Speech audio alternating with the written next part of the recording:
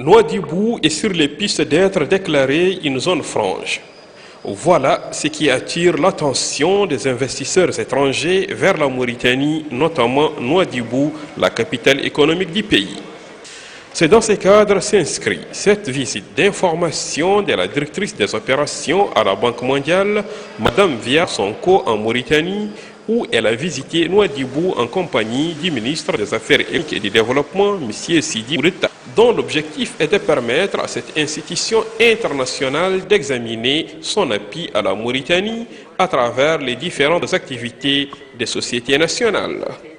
À la SNIM de Nouadhibou, en passant par le port de la pêche artisanale ou autres structures vitales, des explications détaillées ont été présentées aux membres de la délégation, notamment des activités des sociétés ainsi que le rôle qu'elles jouent dans l'économie nationale. Nous avons passé toute la journée d'aujourd'hui à Nouadhibou. C'était ma visite à Nouadhibou comme directrice de la Banque mondiale. Nous avons visité, je pense, un ensemble d'industries aujourd'hui en Mauritanie qui montre que la Mauritanie aujourd'hui est vraiment l'Afrique un microcosme. Nous avons vu après le 2008 et la crise financière que l'Afrique a continué à croître parce qu'elle avait réussi à diversifier ces investissements, non pas seulement les investissements entrants, mais aussi les pays destinataires d'investissement. Aujourd'hui, nous avons à côté de nous le DG de la SNIM et nous avons vu que la SNIM est passée à exporter 20% de sa production en Chine à 50% et 50% en Europe, ce qui a fait que la SNIM est restée le numéro 2 employeur du pays, Mauritanie, avec 5 000 employés par an et à peu près 5 000 employés contractuels. La SNIB contribue à peu près 52% à toute l'exportation mauritanienne, 28% du PIB qui est assez important.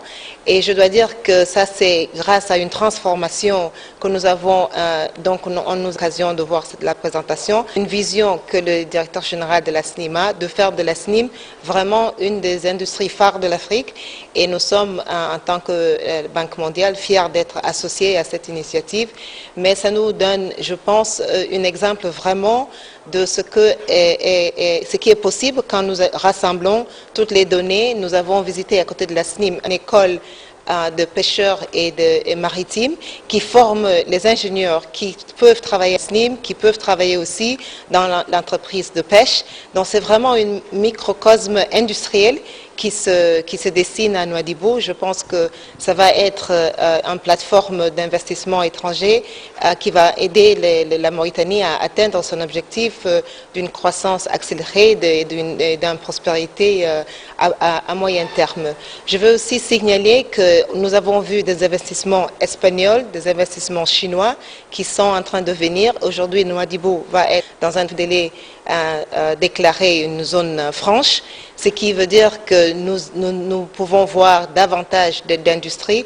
Le gouvernement est en train de travailler pour améliorer les conditions d'investissement, améliorer le doing business et s'assurer que les investisseurs qui viendront pourront aisément s'installer à Nouadhibou.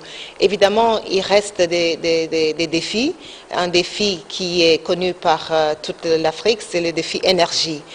Mais nous savons aussi que le gouvernement est en train de travailler sur cette problématique énergie avec quelques gisements de gaz qui existent et nous pensons et nous espérons que d'ici très peu, ces projets réalisés pour baisser le coût d'énergie.